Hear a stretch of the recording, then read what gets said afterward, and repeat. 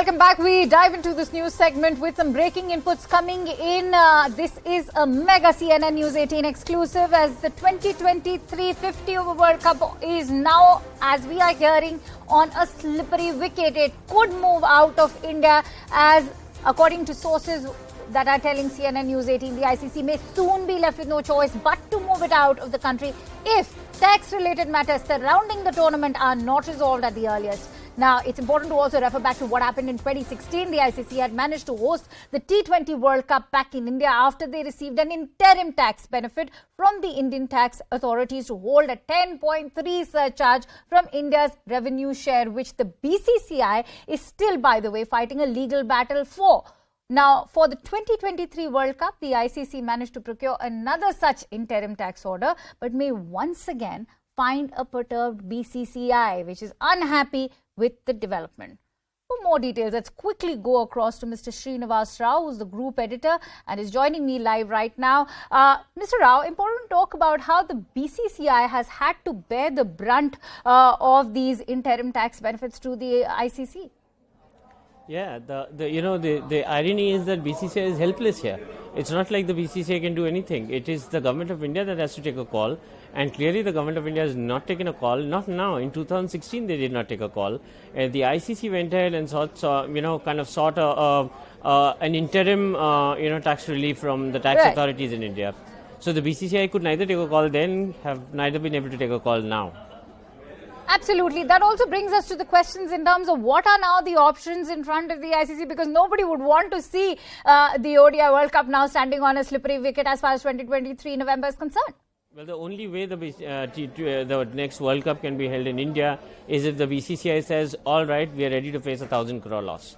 And we are ready to let go of another 250 crores for which we are fighting a legal case right now with the ICC tribunal. The only way that can happen is if BCCI says, all right, we are ready to let go of this money. Else, there are only two choices possible. One is the tax gets paid because the Indian government is definitely not looking at an exemption here. Or the other thing, which the BCCI says, if there's no choice, take it away from India. What are the chances that you see a repeat telecast of what happened back in 2016 with the BCCI? Well, in 2016, you have to understand that what the ICC acted on was an interim relief, and of the 10.34% which was cut eventually. That money belongs to India. That money was deducted from ICC's share of India revenue, which the BCCI is fighting a legal case against, and BCCI has admitted that it's not going to let go of that money. It belongs to them. So I don't think why they are going to change their stance going into 2023 either. What is the stance that you're learning as far as the Indian government stance is concerned for next year's World Cup? There is no way the Indian government is going to say anything on that. It is neither did they say anything back in 2016. See, I'll give you a small example here. In India, what is the government going to tell the public? That the middle class pays taxes through its noses here. So what is the government going to say? That the one sport in this country that earns money doesn't need to pay taxes? And I don't think that's the right thing to do, and it's understandable why the government doesn't want to say anything. Important to also refer to what the PCB chairman, Mr. Srinivas Rao, had to say. He's also, taken pot shots at ICC, and in terms of its lack of proactiveness when it comes to, facilitating matches between India and Pakistan, even talking about how the World Cup could just be out of India if the ICC doesn't do enough.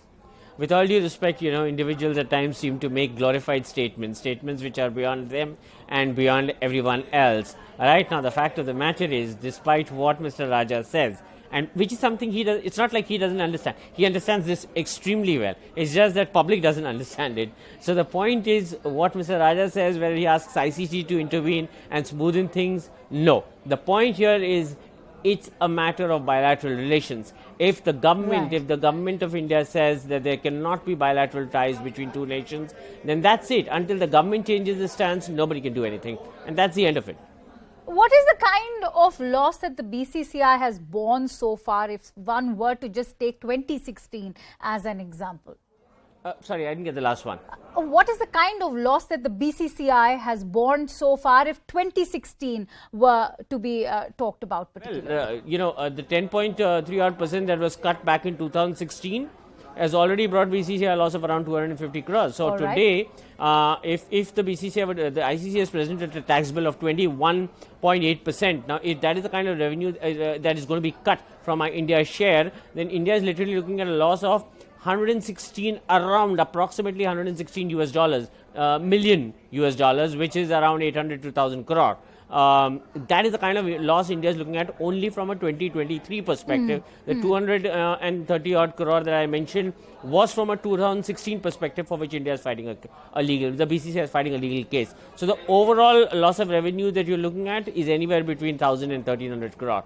That's the kind of money that BCCI is going to be looking at letting go. And then that brings the question in terms of whether or not then is it safe for the BCCI to let go of the possibility of a World Cup in India. But I'm sure that also is going to cost the country a lot. Many thanks to you, Srinivas. We'll have to leave the discussion at that. With that,